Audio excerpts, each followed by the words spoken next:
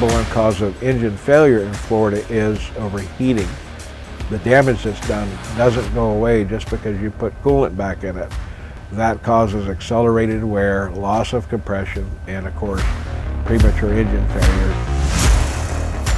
I encourage customers to, when they're pumping their gas, it takes a few minutes for the pump to run and fill your fuel up, and as a result of that, that gives you a few minutes and lift the hood of your car and check your oil level. Engine oil levels just seem to disappear for no reason at all. Oil should never go more than a quart low. If it reaches that 1 quart low level, you need to stop what you're doing and put a quart of oil in it, because it'll sneak up on you. As the vehicle gets older, say 6-7 years, the cooling system deteriorates, mainly the radiator. It begins to seep a little bit of coolant over time. A drop a day ends up being a pint in a week, and the next thing you know, the cooling system's low and the engine's running hot and you've ruined an engine. So, quart low in oil, and if you see that coolant line diminishing more than an inch in any period between fill-ups, then it's definitely an indication that you got a problem. And get familiar with those two levels, the engine oil and the coolant level. But the reality of it is a synthetic is superior oil. It's worth every penny that you pay for it, in my opinion. I run synthetic in my $500 beaters, okay? It has that much advantage in the longevity of the engine. Conventional, cheap. If you're willing to change it every 3,000 miles, absolutely nothing wrong with that. I have paid for, no lie, one oil change done by a human being other than myself my entire life. I am now 62 years old. Before I met my wife, I was dating a young lady that was going to Rice University out in Houston. I'm flying back and forth to Houston from Jacksonville, and she says, David, she says, my car needs an oil change. And of course, I had maintained her car here in Jacksonville when she was here for the summer. That's when I met her. And she said, my car's due for an oil change. I know you can't do it here in the parking lot. Can you take it somewhere for me? I said, yeah, sure, no big deal. And I chose a Quickeee Lube facility at random. I knew nothing about Houston. And I took it in for an oil change. And immediately, I'm sure customers or consumers have been privy to this, I'm accosted to buy everything from wiper blades to air fresheners to cabin filters to various services. And the reality of it is I knew, because I was the last one to service it just 3 months earlier, that it needed none of this, but they were still trying to sell it to me anyway. So the management and I are at odds because I'm not buying anything, and he knows that he's not going to make a dime off of this transaction, and it's consuming his time, and most of these guys are paid on commission, and they're bonus based on sales.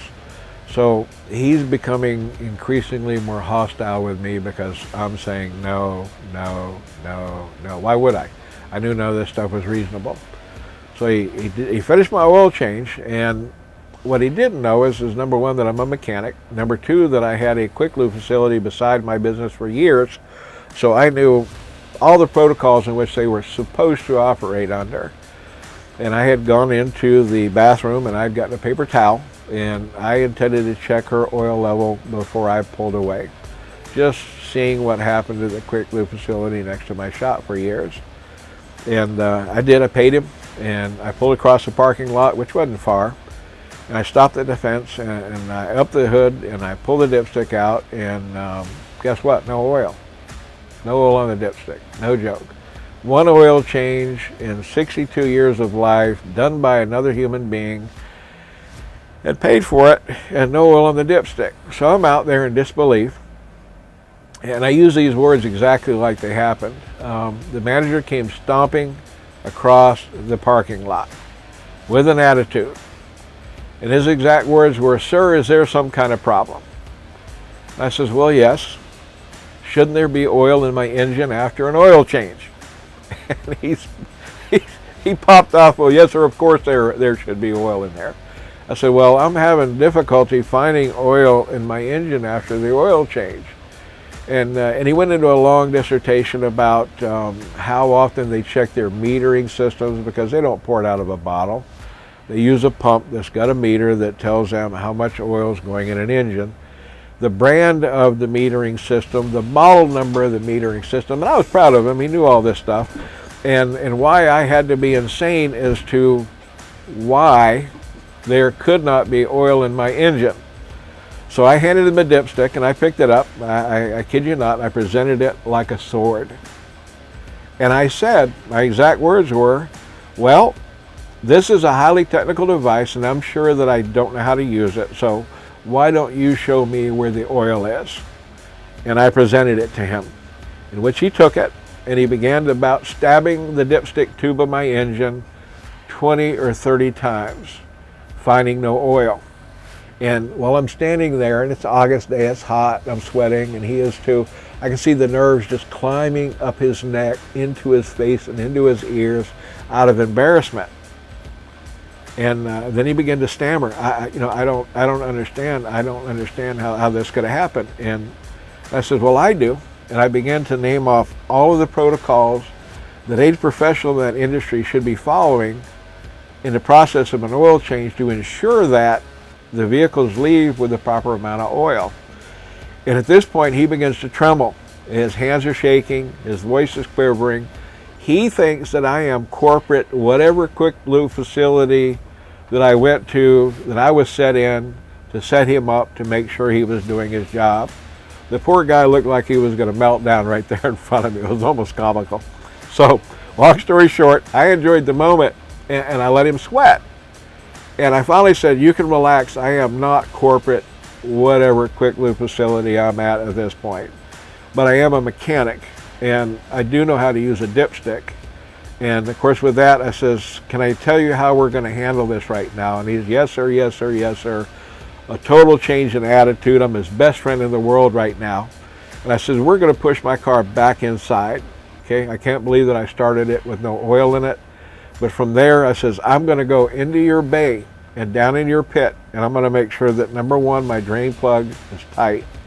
Number two, that the oil filter you installed on my car is indeed the oil filter that belongs on my car. From there, we're going to fill the oil and use the dipstick to measure the oil level inside my engine. And when it's full, I'm going to close my hood and I'm going to drive away and never come back. And of course it was yes sir, yes sir, yes sir. I'm so sorry the whole time. As I drive away, I get a wave of panic thinking, oh my God, how many times has this happened to every customer that comes through a Quickeee Lube facility that doesn't know to check their engine oil level? Now, it is a fact, and there are hundreds of YouTube videos about Quickeee Lube facility scams, and I'm sure they hate it.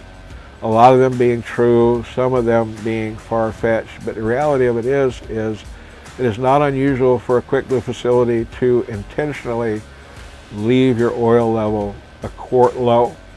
If you're doing 700 cars a month and a quart of oil is costing you $2 or $3 a quart, that is pure profit, which is pure gold for any Quickeee Lube facility.